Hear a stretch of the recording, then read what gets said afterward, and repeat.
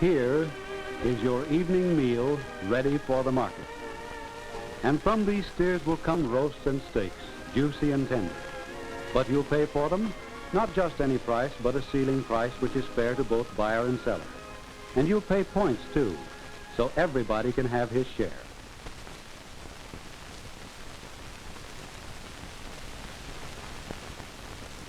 In the slaughterhouse yards, these steers are examined by a veterinarian of the Bureau of Animal Industry, Department of Agriculture.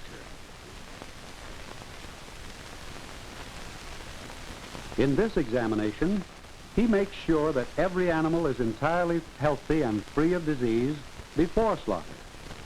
After slaughter, the beef is minutely examined for the second time by the veterinarian to give you double protection. When the veterinarian has approved the beef after slaughter, his stamp is placed many times on each beef.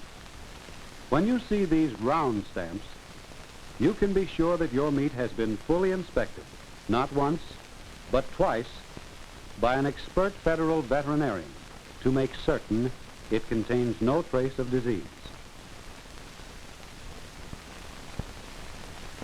Before this beef can be sold, it must be graded. The whole beef is split into two sides. The quality that determines the price of every beef is now judged by a federal meat grader of the United States Meat Grading Service.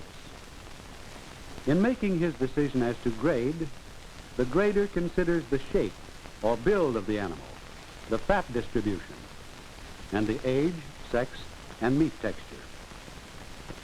Here are 3 of the 5 retail grades of beef. On the left is choice, or double A.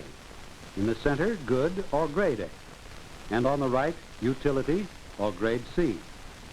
Note that the choice hindquarter on the left is more chunky than the lower utility grade on the right. Higher grades have more meat covering on the ribs. And the shoulders are stockier. Meat graders refer to this build or shape of an animal as conformation. Conformation is an important factor in grading. Secondly, on the outside and on the inside of high-grade beef will be found a generous amount of light-colored, waxy fat. The ribs are well covered with fat on the inside as well as on the outside.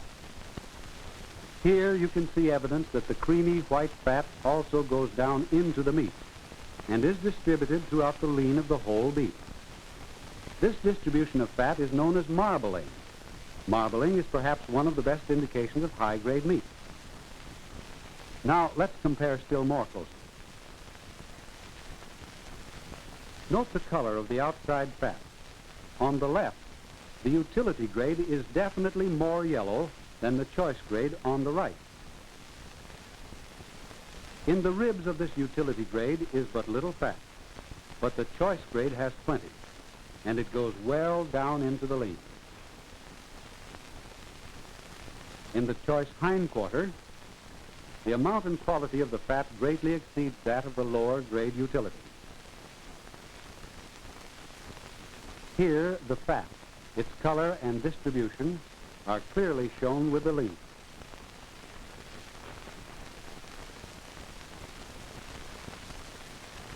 In porterhouse steaks or in any retail cut, you still can see these same grading factors. The conformation or build of the animal is still evident. The utility grade above does not have the chunkiness or plumpness of the choice grade. As to finish or fat distribution, the choice grade has an abundance of white and waxy fat. These are rib steaks. The marbling is very evident. Note the streaks of white fat in the lean meat of the choice grade, while there is little in the utility grade. Fat is important because it seals in water-soluble flavor elements and adds to tenderness. Having considered the conformation, finish, and quality of beef, the grader rolls his stamp on each side in such a manner that the grade will clearly show on each primal part. You will find these grade marks on nearly every piece of meat you buy. There are 5 standard grades. first of these 5 grades is choice, or double A. Good, or A. Commercial, or grade B. And utility, or C. The canner, and still a lower grade called cutter, are not common in retail markets. With inspection and grading stamps on each child, the beef is delivered to the wholesale or retail butcher and is now ready for retail cutting. OPA regulations specify the only manner in which beef can be cut. The whole side of beef, according to these regulations, is first cut into 2 large pieces, the hindquarter and the forequarter. This cut must be made between the 12th and 13th ribs. Regulations specifying beef cuts assure the customer that he is getting the exact piece for which he pays a certain ceiling price and a certain number of points. The forequarter and the hindquarter must now be divided into 4 principal parts, which are known as the standard primal cuts. Most retail cuts of meat are named after these primal cuts. In the hindquarter, the first primal cut removes the leg piece. This leg piece is called the round. The other part is called the loin.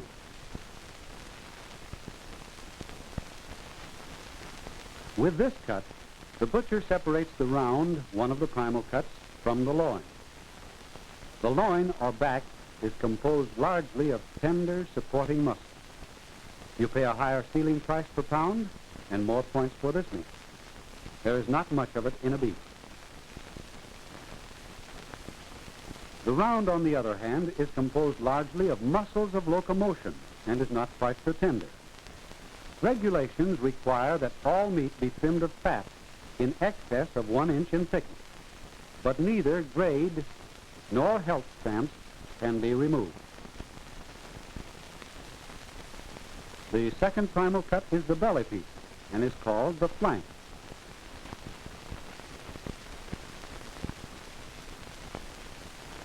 By measuring with a ruler the exact place to cut, the customer is assured that no part of the less expensive flank is included on the more expensive loin piece immediately above. By the way, flank steaks and Swiss steaks come from this cut. Now, before the loin can be cut further, it must first be trimmed of fat. The kidney knob of heavy fat is removed. This rich suet contains the kidney.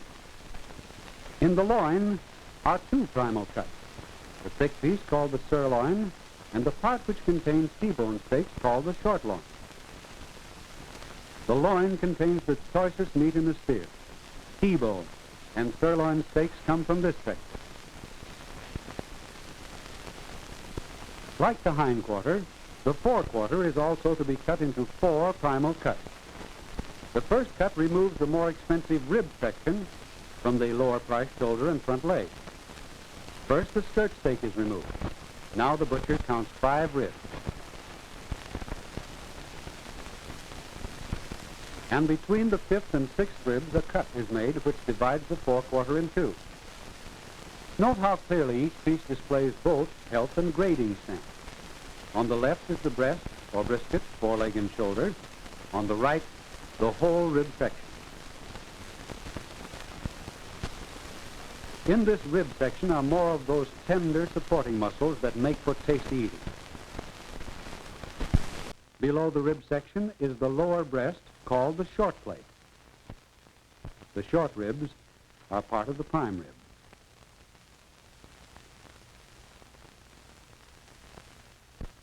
A stick 10 inches long accurately divides the ribs from the less expensive plate.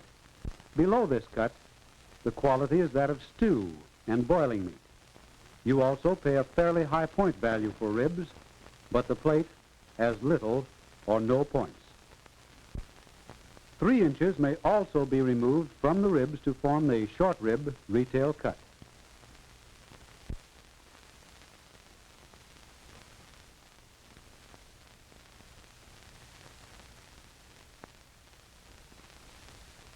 This whole rib section, showing the short ribs removed, is now complete. The remainder of the forequarter is now divided into the last two primal cuts. The large shoulder piece is called the chuck.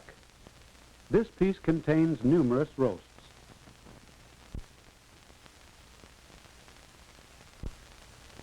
Once more, the OPA uses a measuring stick to draw a price line between the higher and lower priced meat. This cut separates the chuck from the lower priced brisket and foreshank. The chuck or shoulder contains largely muscles of locomotion which are less tender. The chuck is best prepared by the use of moist heat, that is pot roasting or boiling. In the remaining primal cut of the forequarter, the foreshank is lifted, revealing the brisket or breast piece. Separating the foreshank and brisket completes the primal cutting of the forequarter. Here are the four primal cuts, the wholesale pieces: brisket and foreshank, chuck, ribs and short ribs, and short plate, and we are now ready to recut the primal pieces into the retail cuts you see daily in the butcher shop. With the primal cuts well in mind, we can now proceed to the individual steaks and roasts found in retail counters. Starting with the hindquarter, the short loin with its tender meat can be cut into steaks to suit the customer. These T-bone or porterhouse steaks are among the choicest meat in the steer. You may remember before the war buying a cut known as the tenderloin or filet mignon. This cut may no longer be sold as a separate cut for a higher price, but you get it anyway as a part of these T-bones or as a part of sirloins. The sirloin primal piece is another high-quality section and is cut into steaks. Although these steaks are somewhat comparable to T-bone steaks in appearance, tenderness, and flavor, when seen in a retail counter, they are always much larger than other steaks. This steak is cut from the portion adjoining the round. The large piece of the hindquarter, the round, is now divided into 5 standard cuts which are always found in retail counters. Many fine roasts come from these cuts. The first to be removed is the rump roast.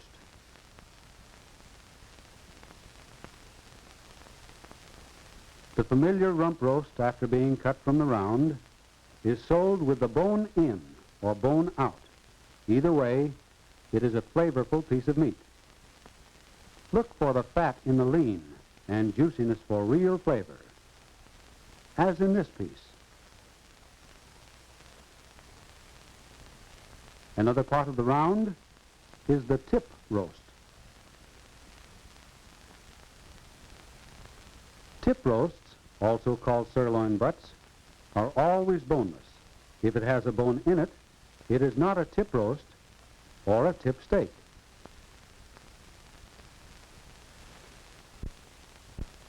This piece is large enough to be cut into 2 or 3 small roasts.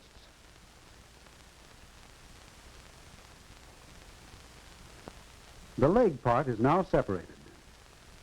The small knuckle is discarded. This piece is then cut in 2 to make a heel piece and the hind shank.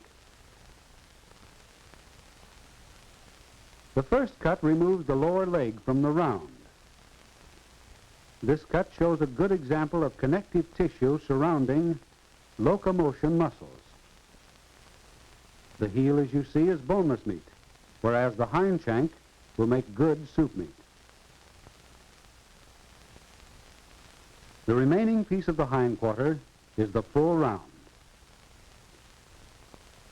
The full round may be sold with the bone in or the bone out. With the bone removed, the full round can be further divided into the top round, or inside piece, and the bottom round, or outside piece. Neither top round nor bottom round alone may contain the bone. These 2 pieces are then usually cut into steaks or roasts.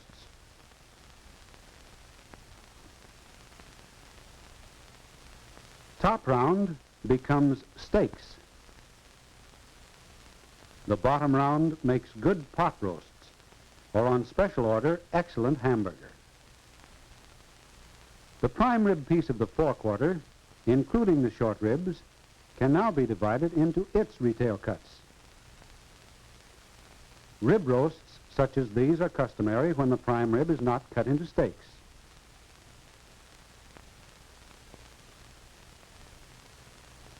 The plate piece next to the short ribs yields boiling meat and corned beef.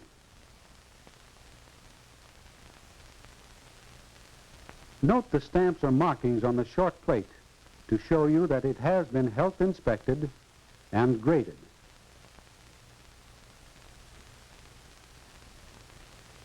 Another word for chuck might be roasts, because this large piece is just about all that. The English cut of the chuck makes a fine roast.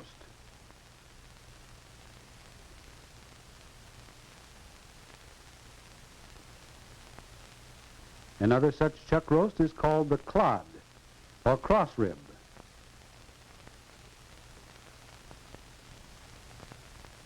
Another is the arm roast.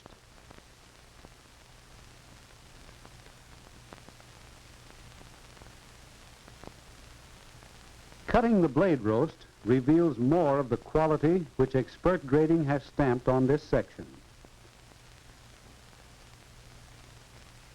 Connective tissue between the lean meat should not be confused with marbling in the lean. Now we come to the foreshank and brisket. This breast piece, brisket, is sold bone in or bone out as boiling meat, but more frequently as boneless brisket corned beef.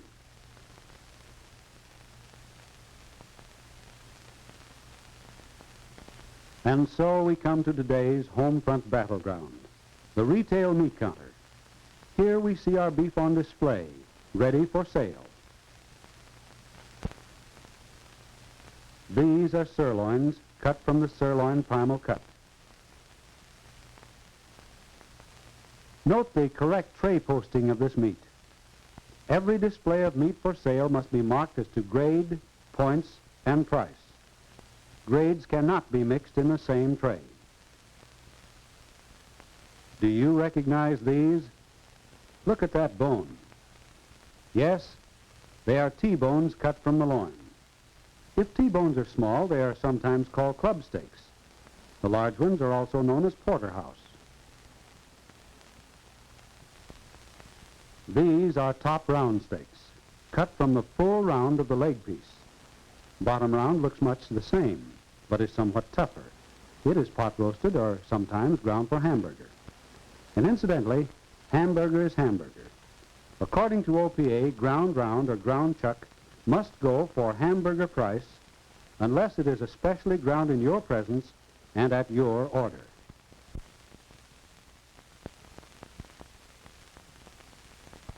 This is a rump roast. While it takes years of experience to become an expert meat grader, the consumer can learn quickly to recognize this as high-grade meat.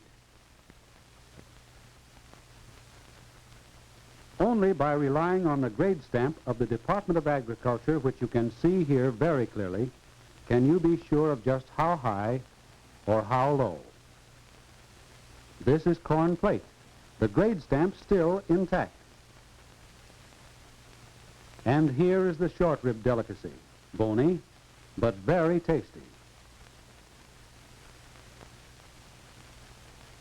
Note the connective tissue in the lean of these foreshank pieces. Don't mistake this for marbling. It is not fat. This is a tip roast, also called sirloin butt, and it's very tender. Wait a minute. Look at that fat. When we cut the meat, we trim the fat to not more than 1 inch in thickness. This is a violation. So the next time you visit the retail meat counter, you can help in the vital battle against inflation if you know your meat. Here is the OPA meat regulation. First, It specifies only certain cuts of meat which are clearly shown on your beef charts. Know them. Second, OPA requires that meat be graded according to Department of Agriculture standards, and each cut should clearly display these grade stamps. Look for them. Third, OPA requires tray posting of every display with grade, points, and price. 85 cents is illegally high for any cut. Maybe he meant 58 cents. Fourth, in addition to tray posting, OPA requires the butcher to post 3 signs: a store group sign, a list of ceiling prices, and the points required. You check them. You can help to hold the home front line against ruinous inflation if you know your meat.